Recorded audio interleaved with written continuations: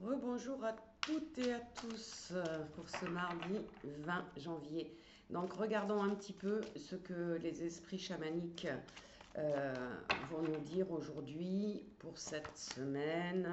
Alors, il y en a une qui a sauté, deux, trois, hop. On va prendre les trois premières et puis si on a besoin, on en tirera une quatrième. Alors, on a, je ne sais pas si vous le voyez bien, l'ange déchu. Petite période très stounette pour certains et certaines. En plus, il n'arrête pas de pleuvoir, donc ça n'arrange pas le moral des gens. Et donc, on a derrière danser sur un pied. Donc, c'est-à-dire que malgré la prise de la perte de conscience, c'est-à-dire la conscience qu'on est obligé de passer par des hauts et des bas dans notre vie, c'est logique. Il faut l'accepter. Eh bien, il faut retrouver un équilibre dans votre vie. Et on vous demande, les danseurs célestes, c'est une libération, on l'a vu avec l'étoile sacrée tout à l'heure, donc on parle vraiment bien de libération, mais aussi libération des attachements, c'est-à-dire que peut-être que vous restez dans vos anciens schémas parce que c'est votre zone de confort, vous avez du mal à prendre une décision, vous avez du mal à vous engager sur un projet, sur un changement de vie.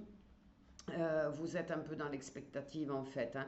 Donc on vous dit retrouvez votre équilibre énergétique, posez-vous. Et là, on a, j'en tire une quatrième hein, pour continuer, le dériveur qui est ce qui vous éclaire, c'est-à-dire que arrêtez de ressasser, de refaire des chemins répétitifs, allez vraiment vers là où vous êtes guidé. Euh, Parlez à votre étoile, à votre bonne étoile, demandez-lui de vous ouvrir une porte, de vous ouvrir une voie vers quelque chose de meilleur, vers quelque chose que vous voulez.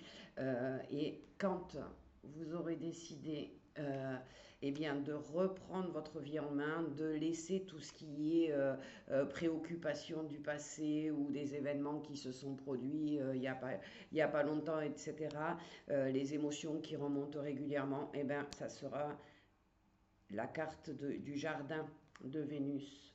Tout va bien. Euh, alors, c'est un début d'année, hein, on est clair, net et précis. On finit quand même 2025 sur les 3 premiers mois, je le dis souvent, mais c'est important parce que c'est perturbant du coup. On a des hauts et des bas, on ne sait pas trop vers quoi aller, on se pose des questions.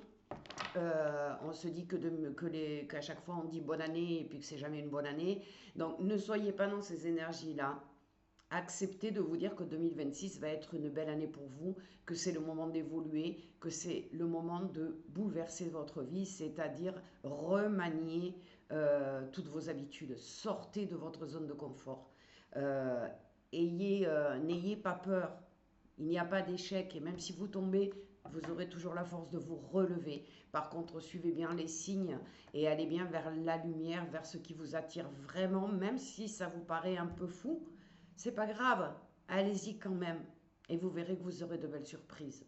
Donc je vous souhaite une très belle journée.